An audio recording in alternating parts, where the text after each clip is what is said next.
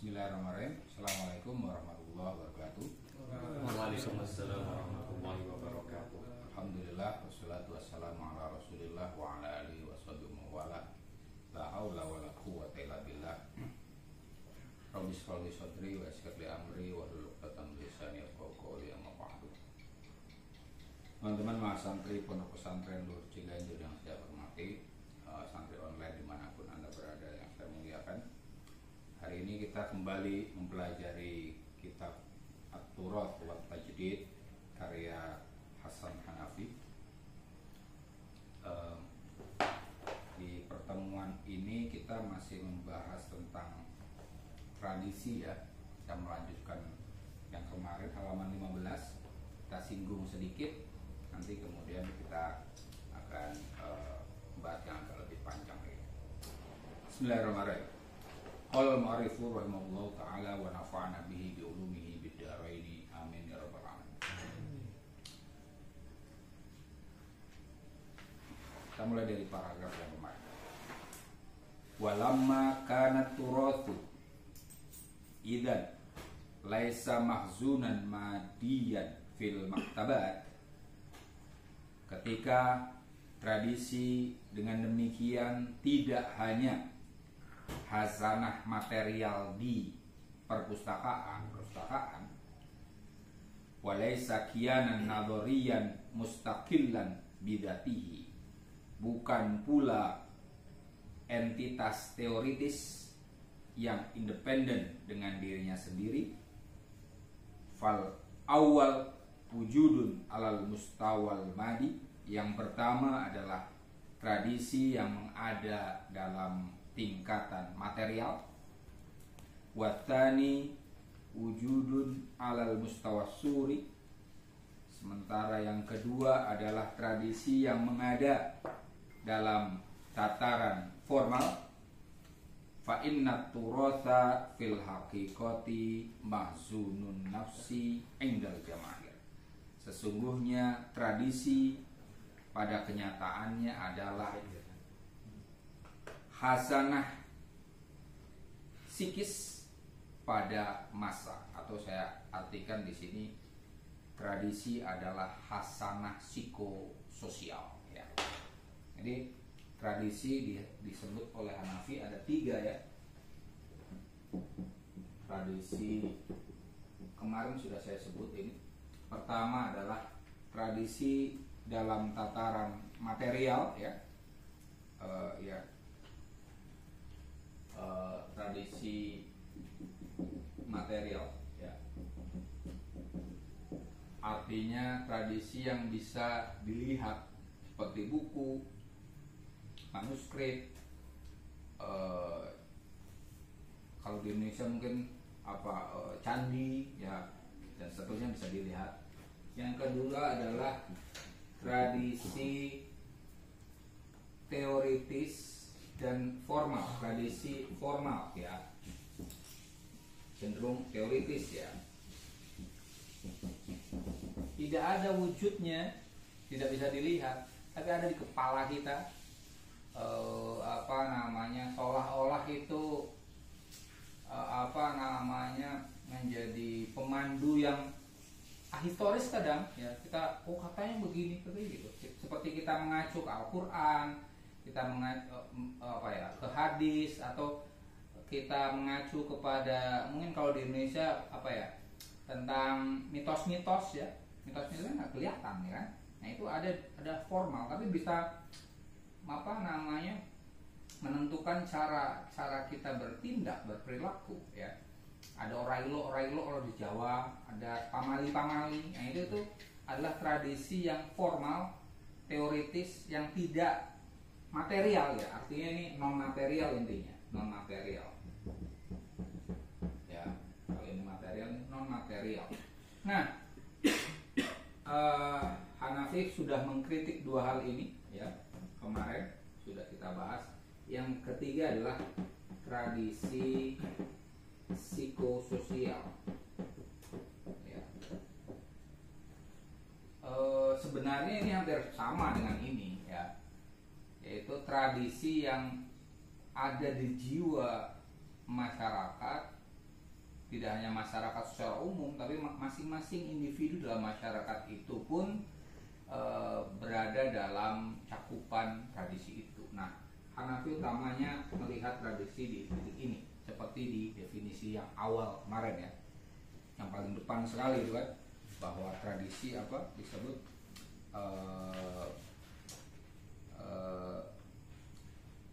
mazunun nafsi dia mau ya intinya dia melihat bahwa tradisi adalah sesuatu yang ada di jiwa masyarakat. Oke. Fatturatul qadim, tradisi lama, laisa qadiyata dirasatin lil madil atik fasbu. Tradisi lama bukanlah perkara yang dikaji tentang masa lalu ya, bukanlah kajian tentang masa lalu. Al-atik yang kuno saja. Tradisi itu bukan kita membahas tentang masa lalu saja. Alladzi wala watwahun nisyan, yang mana tradisi masa lalu itu dikuasai dan didekap oleh lupa ya. Tentang masa lalu kadang kita lupa ya. Kalian baca apa gitu tentang masa lalu kan ya, sekuat-kuatnya kita ketika ngomong soal tahun-tahun kadang lupa ya, mungkin ingat tapi ya tidak semuanya, karena tentang masa lalu itu memang mungkin untuk terlupa. Wala yuzaru illa fil matahif ya. Tradisi lama bukan pula sesuatu yang bisa dikunjungi di museum-museum ya. Tradisi bukan hanya benda-benda, kemarin kan Indonesia merepatriasi ya, memulangkan kembali benda-benda kita, benda-benda historis kita yang dicuri oleh para penjajah Belanda dalam hal ini. Nah, ini tradisi bukanlah sesuatu yang bisa kita kunjungi dan kita lihat di mathaf, museum. Wala yang kubu anhu illa ulamaul athar. Tradisi lama juga bukan sesuatu yang hanya diselidiki oleh para ilmuwan tentang masa lalu, baik arkeolog maupun filolog ya. Soalnya kalau masa lalu yang paham ini arkeolog, kalau benda ya misalnya candi dan seterusnya, yang paham ini adalah filolog kalau berupa manuskrip gitu ya. Bal huwa aidon juz'un minal waqi, tapi tradisi adalah bagian dari realitas wa mukawwanatihi an-nafsiyah, dan unsur pembentuk jiwa. Jadi tradisi bukan masa lalu tapi masa kini gitu ya. Jadi tradisi ada masa lalu ya, masa kini.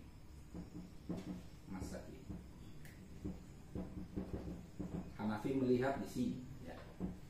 Karena ini dia akan dari sini. Oke, tradisi adalah warisan dari masa lampau, tapi dia masih ada di masa kini. Tidak hanya ada di keberadaannya di museum, tapi ada di jiwa kita. Nah itu, maka dia menjadi sesuatu yang kekinian ya.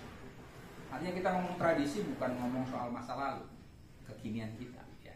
Kita ngomong misalnya di Indonesia ngomong Imam Syafi'i itu ya, fikih Syafi'i itu kan bukan ngomongin tentang masa lalu Imam Syafi'i kan, tentang kekinian ya, macam itu. Dan pembentuk diri kita juga, karena kita mayoritas di Indonesia itu mengacunya ke Imam Syafi'i, NU terutama ya, Imam Syafi'i, fikih Syafi'iyah, Asy'ariyah dalam hal tauhid, kemudian Ghazaliyah, dan itu mereka kecenderungannya adalah moderat, maka kemudian Muslim Indonesia akhirnya juga cenderungnya moderat gitu ya, tidak terlalu ekstrim secara umum walaupun tidak semuanya. Wa mazalat turasul qadim bi afkarihi wa tasawwuratihi wa mithlihi muwajjihan li sulukil jamahir ya. Tradisi lama masih saja dengan pikirannya, dengan pemikirannya, dengan pandangan-pandangannya, konsepsi-konsepsinya dan contoh-contohnya itu masih saja mengorientasikan ya, diorientasikan pada perilaku massa ya. Fi hayatiha al-yaumiyah, di kehidupan sehari-harinya. Ya seperti tadi, tradisi misalnya yang paling mudah ya tradisi fikih ya, Syafi'iyah itu ya menjadi pengatur kita dalam kehidupan sehari-hari. Kemarin saya lihat podcastnya siapa ya, lupa lah. Intinya gini, sebandel-bandelnya orang Islam misalnya ya, dia mungkin mabok, dia mungkin narkoba, tapi kemudian giliran disuruh makan babi nggak mau gitu. Jadi ini kan ada sesuatu yang ada tradisi yang mempengaruhi perilakunya itu ya. Saya omnivora, makan apa saja ya.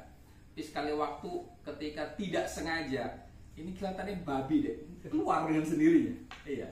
Ini saya tubuh saya menolak. Itu artinya tradisi bahwa babi itu haram gitu sudah menjadi bawah sadar dan mekanisme biologis, bukan hanya psikis ya, biologis saya untuk menolaknya. Ini dasarnya tradisi ya. Imma bi'atifatit takdis. Kadang tradisi mengatur perilaku kita dengan cara atifah at-takdis ya, perasaan sakral ya. Fi asrin la yaslukul insanu fihi illa madahan, di era di mana orang-orang itu tidak melakukan apapun kecuali memuji masa lalu. Tradisi menjadi sesuatu yang kita agungkan ya, kita sucikan. Ya seperti apa ya, sifat 20 kayak di tauhid kita ya, kita nggak cenderung ya udah kepalin aja ya kan, nggak boleh ngotak-atik gitu. Ada sifat, ada af'al gitu, ada asma gitu, jadi udah cenderungnya ke masyarakat luas tidak perlu diotak-atik ya. Suatu hal yang muqaddas, tentang Ka'bah, tentang Quran sendiri ya kan. Quran itu ketika ada yang bahas ini historisitas Al-Quran itu cenderung orang ada resistensi ya kan, karena memang tradisi itu mendorong kita secara psikis untuk mengagungkannya ya. Di era dimana kita cenderung memuji sesuatu yang itu nggak mau berantem lah intinya. Au bil irtikan ilamadin zahirin, atau masa itu condong kepada madin zahir, masa lalu yang indah. Tajidu fihil jamahir azaan an waqi'ihal mudni, di mana para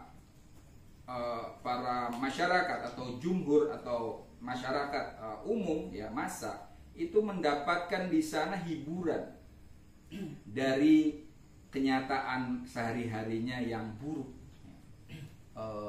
Tradisi selain dipuji itu bisa menjadi semacam hiburan gitu. Ini kita misalnya apa, ngomongin apa, komputer, AI, ini AI itu kan ngomongnya algoritma itu al-khwarizmi kan. Jadi ini orang Islam udah menemukan gitu kan. Ngomongin pesawat, ini Ibnu Firnas yang menemukan pertama kali, orang Islam, dan seterusnya.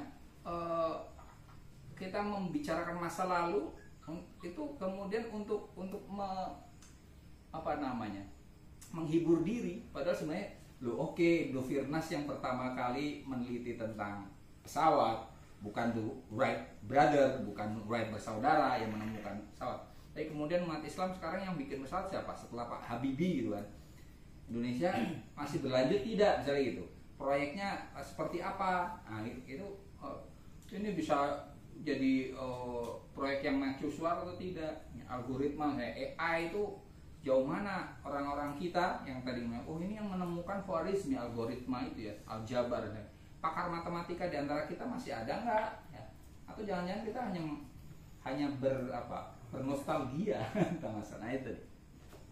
tradisi bisa menjadikan orang bernostalgia. Nah, oke. Selanjutnya ini sudah mulai masuk ke hal ihwal yang lebih mengerucut. Ya. Paragraf ini mengenai tradisi psikososial di usuluddin. Ya. Wa idza kanatil bidayatul ilmiyatul lil ghairi ta'ni al-bad'u bil waqi' wa i'tibarihi wal masdarul awal wal akhir li kulli fikrin. Jika permulaan ilmiah bagi pihak lain, maksudnya di sini ghair adalah barat. Yang dimaksud adalah al-bad' bil waqi', memulai dengan realitas, wa'tibaru wal masdarul awal, dan menganggap realitas sebagai sumber pertama wal akhir yang akhir li kulli fikrin, bagi semua pemikiran. Fa innal qiyamal qadimata, sesungguhnya nilai-nilai lama, allati hawahat turathu, yang dihimpun oleh tradisi, itu juz'un min hadzal waqi', adalah bagian dari realitas ini. Di kalimat ini Hanafi membandingkan antara apa yang terjadi di masyarakat Muslim di Arab utamanya dengan apa yang terjadi di Eropa. Ghair di sini maksudnya Eropa, Amerika juga. Kalau di sana gerakan atau di sini adalah permulaan ilmiah ya. Tindakan ilmiah itu bermula dari upaya untuk memahami bahkan menaklukkan realitas. Ya. Realitas itu adalah yang pertama dan yang terakhir. Ditinggalkan semua teori-teori. Kita melihat realitas langsung. Nanti kembali lagi ke realitas. Jadi ya, dari filsuf lama maupun filsuf baru cenderungnya kayak gitu. Kalau yang filsuf yang modernnya misalnya Descartes, ya René Descartes kan semacam itu. Dia tinggalkan semua pandangan-pandangan masa lampau tentang apapun, dia meragukannya, kemudian dia mencari hal yang tidak diragukan lagi dengan upaya sendiri. Terus Francis Bacon ya sama juga. Hal-hal pendapat orang lain, pendapat tokoh-tokoh itu dianggap sebagai idol, ya, berhala-berhala. Dia berusaha untuk mengkaji sesuatu apa adanya. Jadi misalnya apa, sesuatu apa adanya masyarakat misalnya. Ya untuk memahami masyarakat nggak usah lihat teori-teori atau kata orang-orang, tapi dilihat dulu kondisi seperti apa. Nanti dipikirkan, lantas solusinya atau hasil dari pemikiran itu ya dikembalikan lagi ke kondisi masyarakat itu. Ya, membahas soal apalah misalnya, berbagai hal. Tadi ngomongin soal AI misalnya gitu. AI itu dari dunia komputer misalnya. Itu ya kalaupun ada teori-teori lama, itu adalah sesuatu yang akan kita lampaui gitu ya. Tapi yang dijadikan fokus adalah persoalan itu sendiri, realitas ini sebenarnya persoalan di mana nih. Nanti kalau ketemu solusinya kembali lagi. Jadi al-waqi' wal awal wal akhir.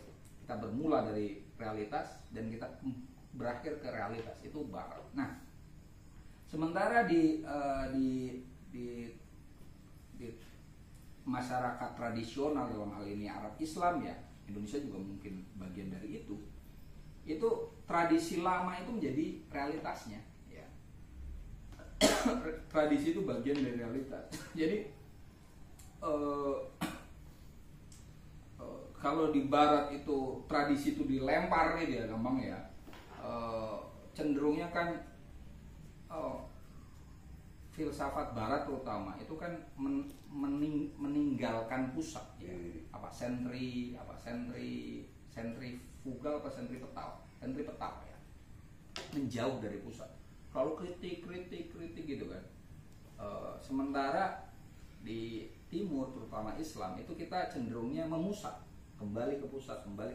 Makanya tradisi itu menjadi realitas ya, bukan sesuatu yang ditinggalkan. Contohnya apa? Fanahnu masalan, kita contohnya Nah, Inu merintih, mengadu tahtal iman bil qadha'i wal qadar, di bawah payung keimanan pada qadha dan qadar, al mauruth min ahli salaf, yang diwariskan dari orang-orang terdahulu. Kita ketika mengeluh itu kan, ya wes itu wes takdir ngono, pasrah, terima wae, wis kenyataan ngono. Sementara orang yang meninggalkan tradisi dalam hal barat ya, dia nggak langsung jatuh ke situ ya, karena tradisi tentang qadha dan qadar itu dipersoalkan lagi ya. Ini kita punya gitu ya, ada ketenangan juga sih ya kalau kita oh ya wes pancen apa misalnya ketentuan emang semacam itu ya, ya bisa membahagiakan juga menenangkan ya. Tapi di orang-orang yang non tradisional itu berusaha untuk lompat. Contohnya misalnya gini, saya pernah cerita kalian ada Elon Musk ya. Elon Musk itu kan pencipta Tesla ya, Tesla, SpaceX, sekarang pemilik Twitter ya. Itu dia pernah gagal menikah, cerai gitu. Tapi kemudian apa aja, oh takdirku kayak gitu, nggak kayak gitu. Apa yang dia pikirkan? Bikin istri berbentuk robot, Mas. Akhir tahun ini nanti udah mulai dipasarkan nih. Saya pernah cerita kalian ya, harganya cuma 50 juta lah kurang lebih. Iya Mas, loh kalian kalau nikah beneran lebih dari itu Mas. Iya, itu apa namanya, Mas Gayat bisa custom gitu, memilih modelnya kayak apa gitu. Bisa. Ya, iya. Dan itu tidak akan ada cekcok gitu Mas, nggak akan cekcok. Mungkin dia ngerasain, wes try, wong Jawa Timur juga try ya. Cuma kenyataannya kayak gitu, menikah itu ya banyak persoalan gitu ya, ya konflik dan seterusnya. Nah, itu enggak deh Om. Gimana ya biar kita punya pasangan hidup tapi nggak ada konflik gitu. Nah dia mikirnya kayak segitu tuh, gila kan? Akhirnya bikin istri berbentuk robot Mas. Hidup Mas, tinggal nanti dicas gitu ya, ya gitulah. Tapi pakai apa namanya, untuk berhubungan seksual harus pakai fingerprint Mas. Jadi hanya misalnya Mas Bibul ya hanya Mas Bibul doang, nggak bisa ganti-ganti Mas. Nggak bisa selingkuh, nggak bisa juga, nggak bisa itu. Iya. Iya. Itu tadi. Oke. Itu sebagai contoh bahwa mereka tidak berada dalam bayangan yang tradisi qadha dan qadar itu ya. Mereka melampaui itu. Sementara kita masih ya. Itu ya udahlah, terima aja. Tapi ada manfaatnya juga, kita damai. Wa tufassaru hazimatuna bi annahu la yughni hadrun min qadar. Dan kekalahan kita ditafsirkan dengan pernyataan kewaspadaan itu tidak berguna menghadapi takdir. Kita mau gimana pun juga berusaha, kalau udah takdirnya kalah ya kalah aja. Ini kan Hanafi menulis ini pasca Arab kalah melawan Israel. Nah itu sebagian besar orang Arab yang kita udah menyerang Israel bareng-bareng, kalah kita. Terus memang takdirnya kayak gitu. Hanafi nanti di sini melihat jangan langsung menyerah gitu, harus dicari penyebabnya apa, gitu ya. Kenapa kita kalah dan bagaimana kita jangan kalah lagi, kalau bisa menang kan gitu kan. Jadi tidak langsung ya udah kita apa move on, tapi move onnya itu sebenarnya kan move on, tapi move on dalam pengertian yang memikirkan kenapa kita bisa gagal di masa lalu gitu ya. Hanafi cenderungnya nanti akan menolak model-model menerima begitu saja warna takdir. Walladhi hawalatil harakatul islahiyatul hadithatu al-khaffa min hiddati, Yang mana kepercayaan tentang terlalu percaya pada qada qadar itu adalah hal-hal yang diupayakan oleh harokat islahiyah ala bisa, gerakan pembaruan masa kini, pembaruan Islam dalam ini, al-khaffa min hiddati, menumpulkan ketajamannya. Upaya-upaya Al-Afghani, kalau di Mesir ya Al-Afghani, juga Abduh itu ya kan, udah jangan terlalu ngomongin kodok dan kodar mulu gitu kan, remo yang pandum jangan gitu. Kita harus misalnya kenapa Mesir saat itu ya dijajah, emang takdirnya kita dijajah, jangan kayak gitu dong. Gimana caranya kita bangkit lawan kan gitu. Itu apa namanya yang diupayakan oleh al-harakah al-islahiyah al-hadithah. Kama nurhiku ukulana, sebagaimana kita membebani akal kita bitashbih wa tashkhis, dengan penyerupaan dan personifikasi. Sawaun fil awwaliyat, baik di perkara-perkara awal, al-akliyat, yaitu hal-hal yang rasional, maksudnya perkara-perkara tentang dulu ya, awal-awalnya hal ihwal itu seperti apa. Mitlu wujud di hakikotin ula, seperti keberadaan hakikat yang pertama, au afkarin amatin, atau pemikiran umum. Seperti contohnya apa tadi, kita dibebani pikiran kita, salah satunya dengan pemikiran yang sebenarnya tidak bisa diverifikasi ya. Nah, awaliyat, awal alam semesta ini kayak apa gitu. Kalau kalian pernah baca tentang Tuhfah Mursalah Burhan Puri ya, tentang martabat 7, pernah itu enggak? Itu salah satu tasawuf falsafi yang kuat di Nusantara ya, yang dikaji oleh Hamzah Fansuri, Siti Jenar itu bahasnya tentang alam semesta ini mengada dari melalui 7 tahapan. Pertama adalah tahap ahadiyah ya. Tahap di mana ini yang nulis Burhan Puri, yang kemudian diyakini. Yang pertama itu tahap di mana Tuhan itu la ta'ayyun, tidak bisa ditentukan. Mungkin kalau di hadisnya Pak, kuntukan zan makhfiyah ya. Tuhan adalah hazanah yang tersembunyi. Belum ada apapun, enggak.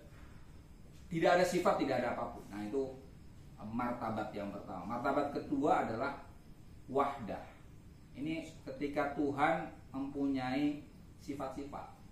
Kalau yang pertama tadi tidak ada sifat. Ini mulai ada wujud qidam baqa, kemudian seterusnya sifat 20. Baru martabat yang ketiga wahidiyah ya. Tahap adanya nama-nama Tuhan, bukan sifat tapi nama-nama, Asmaul Husna. Baru kemudian tahap yang keempat itu martabat arwah ya. Nah, di sini nanti muncul Nur Muhammad ya. Muhammad. Kemudian martabat kelima adalah martabat amsal, ide ya, seperti kita ada gagasan soal apa, bagaimana pesantren Ciganjur ini tercatat di Kemenak misalnya, itu tuh kan martabat ide ya. Ya kan? Bagaimana Mas Dayat segera wisuda, itu masih martabat ide itu ya.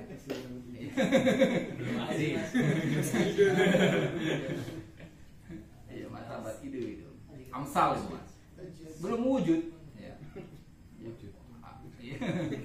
Kemudian martabat keenam adalah ajsad. Nah, itu kalau sudah mewujud ya. Dalam hal ini ada binatang, tumbuhan ya, mineral, air, api dan seterusnya, itu martabat ajsad. Baru kemudian yang ketujuh martabat insan ya, dimana manusia itu nanti merangkum semuanya itu 7 itu. Nah, ini adalah al-awail, awaliyat, persoalan awal yang sebenarnya kita terbebani. Arwah tadi, Nur Muhammad, Sebelum alam semesta sudah ada Nur Muhammad. Saya sendiri belajar filsafat tapi hal-hal yang kayak gitu saya nggak tertarik gitu. Terlalu apa ya, tidak bisa diverifikasi. Benar salahnya walau alam bisawab gitu kan.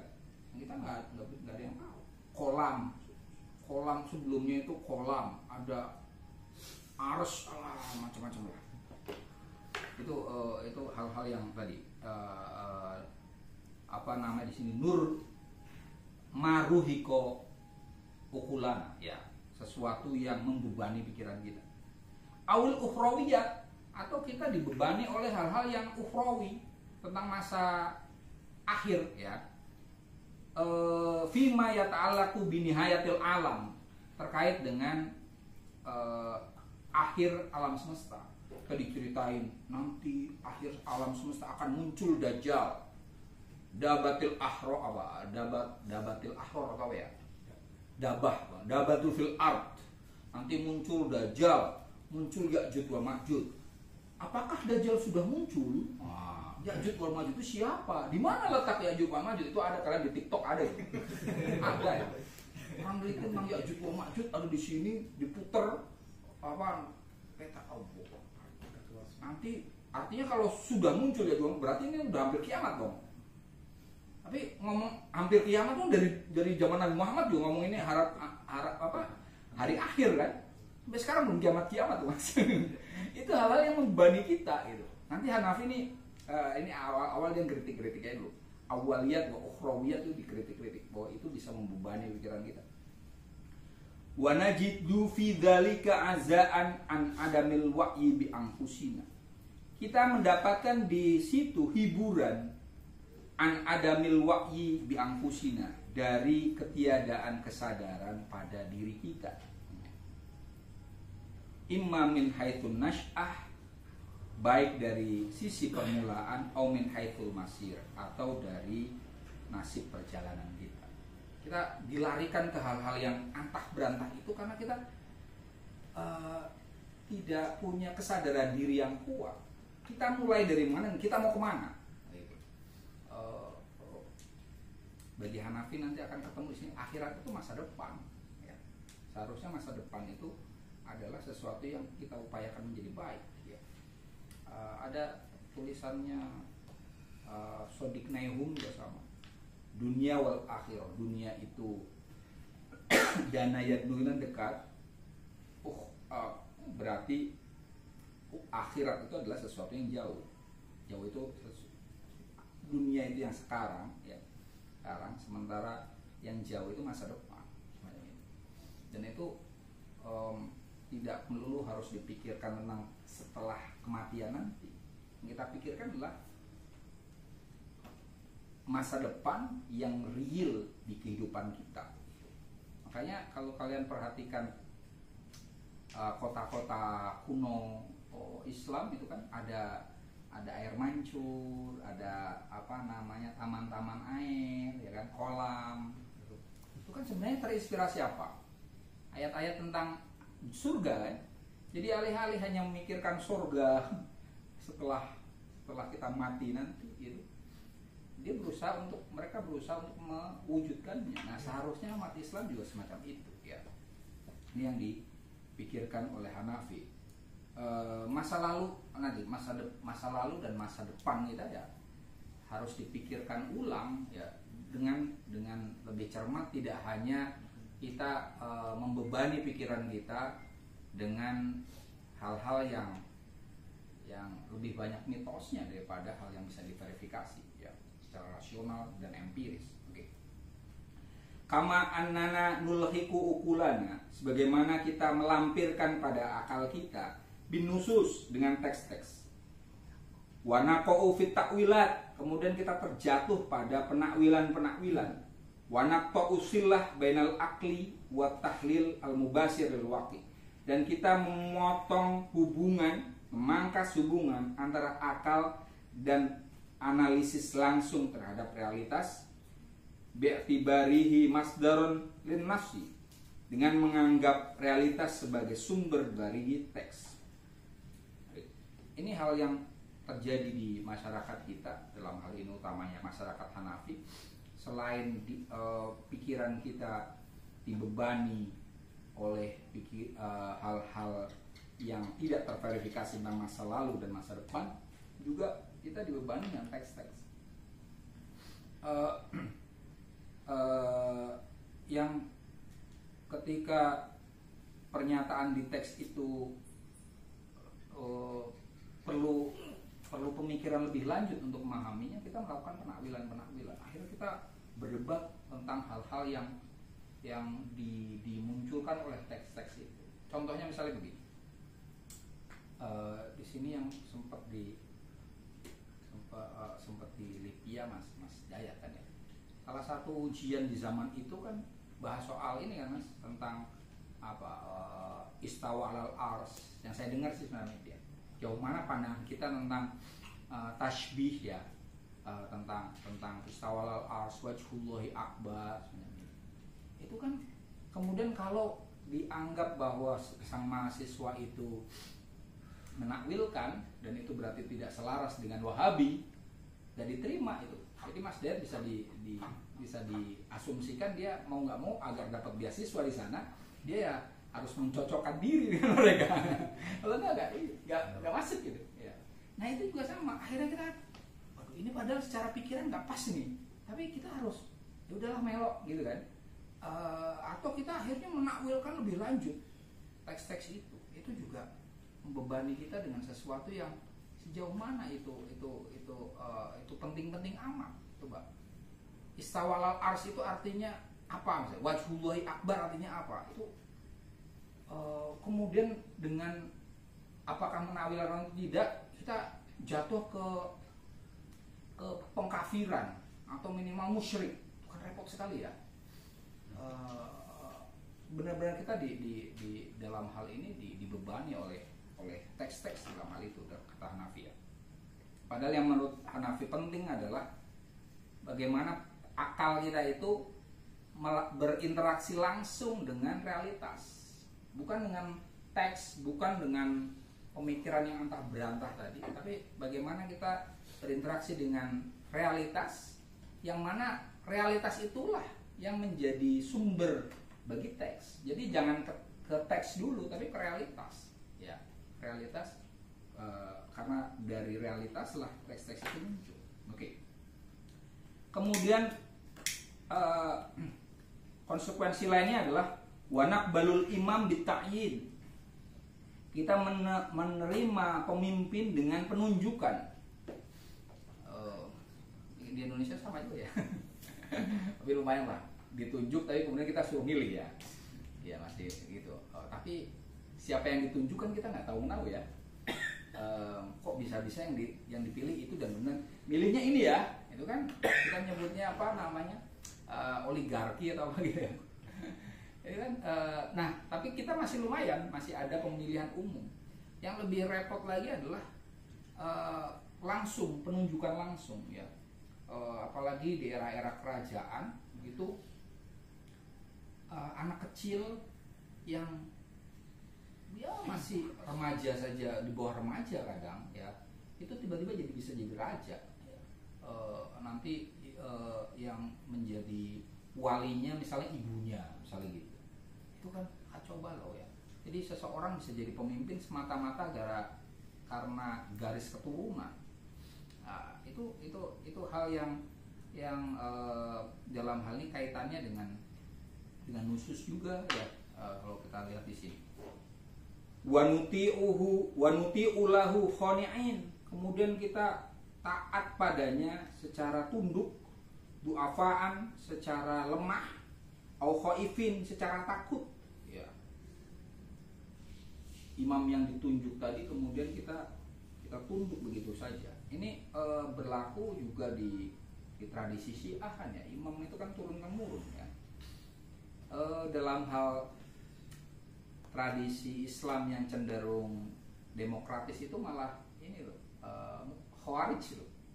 Khawarij itu kalau misalnya Sunni zaman dinasti ya, kan masih ngomong tentang Quraisy ya. Nahnul umara wa antum muzara ya kan, masih semacam itu. Nah, Khawarij itu tidak. Siapapun yang punya kompetensi dia bisa jadi pemimpin. Sementara orang Syiah kan harus mengharuskan memimpin itu keturunan Nabi ya. Nah ini nanti di Hanafi di sini dalam hal politik dia cenderung Khawarij Mas ya. Ini menarik di sini. Dia tidak sepakat pada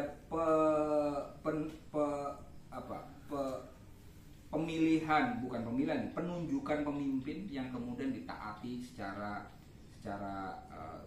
membabi buta. Tumanang taki minat turos ma yudaimu hadal waha. Kemudian kita menyeleksi dari tradisi sesuatu yang bisa menyokong kondisi itu. Kondisinya seperti apa? Akhirnya kita cari pembenarannya pada realitas. Pada teks maaf. Ada kondisi macam ini ada kenyataannya semacam itu. Nah itu juga sesuatu hal yang dihadirkan oleh tradisi psikososial kepada masyarakat Arab paling tidak.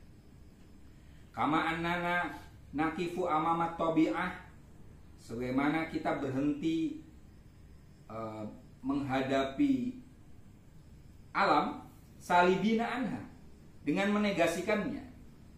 Salibina anha istiqlalaha ya, dengan menegasikan independensi alam ya. Selalu ada yang mengatur alam. Adimina wujudiha ya, menghilangkan keberadaan alam. Jadi yang ada adalah Allah, misalnya gitu ya.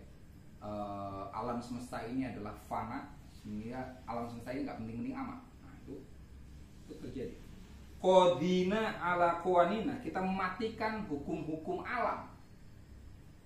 Wa nasifuha bisyarri wal wabal, dan kita menyebut alam sebagai sesuatu yang buruk dan petaka. Wa nad'ulil khalas minha, kita berharap lepas dari alam ini. Muttahimina kulla ittijahin tabi'in bil madiyah wal ilhad, dan menuduh semua orientasi naturalistik sebagai orientasi materialistik bahkan ateistik. Jadi alam semesta ini buruk,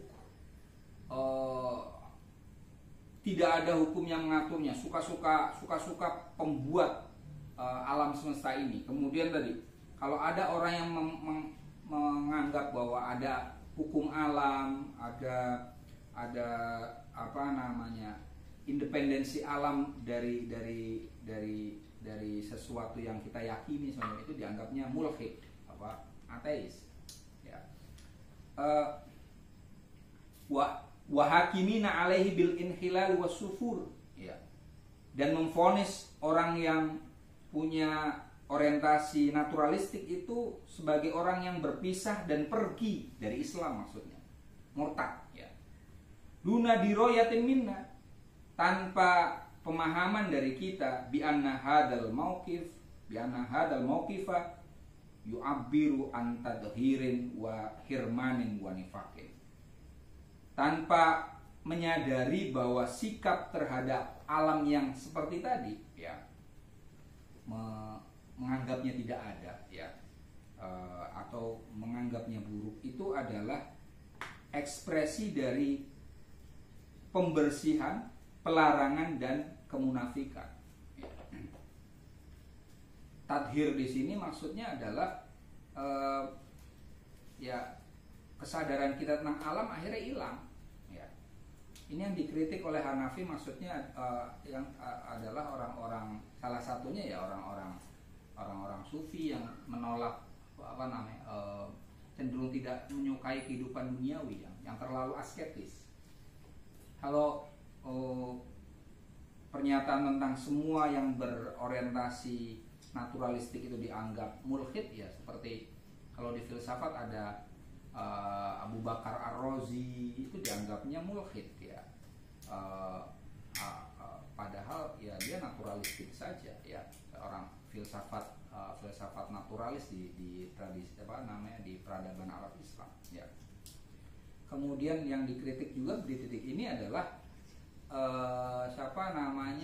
Al-Afghani ya. Al-Afghani itu kan menulis buku Ar-Radd 'ala Dahriyin, ya. Kritik terhadap orang-orang naturalis. Dahriyin itu maksudnya adalah tabi'in, ya. Itu juga sama. Kok kemudian didorong ke arah pengkafiran dan pemurtadan kepada orang-orang yang naturalis. Nah, itu Hanafi tidak sepakat. Dan itu juga akhirnya melarang orang mengkaji alam sebagaimana adanya. Dan itu akhirnya nifak, munafik. Kita masih hidup di alam kok benci sama alam, ya kan, munafik, ya kan. Seolah-olah tidak suka duniawi tapi padahal pengen kawin lagi. Kan kurang ajar, ya kan. Sufi-sufi ternyata suka fifi, ya, suka pipi. Ya, itu kan nifak, ya, munafik. Kama annana naqta'u wujudana ila juz'ain. Sebagaimana kita memotong atau memangkas diri kita ila juz'ain menjadi dua bagian. Wahidin naqdifu bihi tahta turab, yang satu kita benamkan di bawah tanah, wal akhar narfa'uhu ila inanis sama, yang sebagian yang lain kita angkat ke langit. Mutatahhirina au ajizina au munafikin, untuk melakukan sterilisasi, au ajizin, atau kita memposisikan diri sebagai orang-orang yang lemah, au munafikin, atau sebagai orang-orang yang munafik. Wa mu'akibinal badan, dan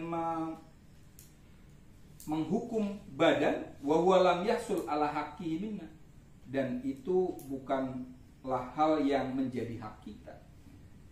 Muzakkina nafs, kita membersihkan diri, wa ya ajizatun an fi'li syai', padahal dia tidak bisa melakukan apa-apa. Ya, ini pernyataan ini kritik untuk orang-orang yang dualis, ya. Ada jiwa dan raga, ada zahir dan batin, sebenarnya itu. Yang diutamakan apa? Yang batin saja. Coba kita kalau yang penting adalah yang batin, kita bukankah yang batin itu juga membutuhkan yang zahir ini? Kalau yang penting adalah jiwa, jiwa, bukankah kesehatan jiwa juga bergantung pada kesehatan badan? Disitulah yang dikatakan sebagai orang-orang munafik, ya. Artinya Anda masih punya badan, ya. Kenapa membenci badan? Anda masih terkait dengan hal-hal yang tampak. Kenapa ngomong hal-hal yang spiritual saja? Ini kritik Hanafi kepada orang-orang yang tadi, ya, dualis sebenarnya. Dzaka ba'dul mawruthin nafsil qadim min ilmi usuluddin aw ma yusamma bi ilmi tauhid. Itu sebagian warisan jiwa dari masa lampau, dari ilmu usuluddin atau yang disebut dengan ilmu tauhid. Tadi yang disebut itu adalah warisan tradisi dari usuluddin atau ilmu kalam atau ilmu tauhid pada psikososial bangsa Arab. Jadi yang dipikirkan tentang awaliyat, ya, masa awal-awal yang tidak bisa diverifikasi, atau dipikir ukhrawiyat, tentang nanti kehidupan seperti apa. Contohnya misalnya gini, perdebatan Mu'tazilah itu loh, bagaimana dengan orang yang fasik? Kemudian orang Mu'tazilah bilang apa? Manzilatun baina manzilatain. Nanti orang yang melakukan dosa besar itu kan ada yang mengatakan masuk neraka, gitu kan? Menurut orang Khawarij kan masuk neraka. Menurut orang yang bisa masuk surga tergantung suka-sukanya Allah, itu kan murjihin, yang kemudian orang Ahlus Sunnah juga sebenarnya gitu kan. Man qala la ilaha illallah dakhala jannah, gitu kan. Dosa besar sekalipun kalau ngomong la ilaha illallah masuk surga, gitu. Bagi orang-orang Mu'tazilah, oh enggak, ini orang-orang yang beriman tapi melakukan dosa besar itu bukan di surga, bukan di neraka, tapi di mangsilah, baina mangsilah, ruang antara. Bukan. Kemudian hal itu menjadi penentu keimanan kita kan, nyapain pikiran, apa sih yang dibahas? Siapa yang tahu nanti setelah mati kita seperti apa? Ya. apakah kita masuk surga atau masuk neraka atau manzilat bena manzilatin, kayak gitu kan jadi perdebatan yang sebenarnya kontraproduktif ya. Kalau kita masih ajarkan itu di kampus-kampus kita, sebenarnya juga nggak penting-penting amat gitu ya. Apalagi pembahasan soal apa, Al-Quran itu kodim atau hadis, gitu kan? Gitu. Itu kan Mu'tazilah juga kan. Jadi Hanafi walaupun dalam hal ini nanti ada ngomongin soal Mu'tazilah, cenderung Mu'tazilah, nanti kita akan temukan dia juga tidak begitu suka dengan pembahasan-pembahasan semacam itu. Karena ini bagi Hanafi misalnya soal Al-Quran, yang penting itu bukan ini Al-Quran itu sesuatu yang tidak ada permulaan atau sesuatu yang ada permulaannya, atau ini karya Nabi Muhammad atau dari Allah. Karena ada peneliti soal gitu kan. Bagi Hanafi itu nggak penting gitu. Yang penting apa? Al-Quran itu bisa menginspirasi kita tidak? Gitu. Kalau itu menginspirasi kehidupan kita dan kita bisa jadi bagus, ya udah, nggak usah dibahas itu apa kalamullah atau bukan, gitu kan? Itu Hanafi dalam hal ini, dalam Al-Quran misalnya dia melihatnya kemanfaatannya saja, pragmatis dalam hal ini ya. Oke. Hari ini kita cukup itu saja. Ini artinya kita bahas soal tradisi psikososial utamanya di Usuluddin.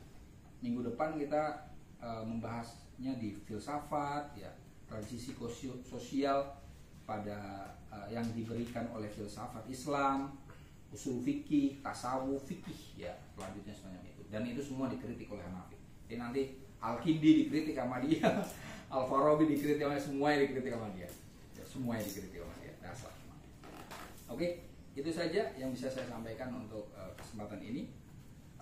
Kurang lebihnya mohon maaf. Wassalamualaikum warahmatullahi wabarakatuh.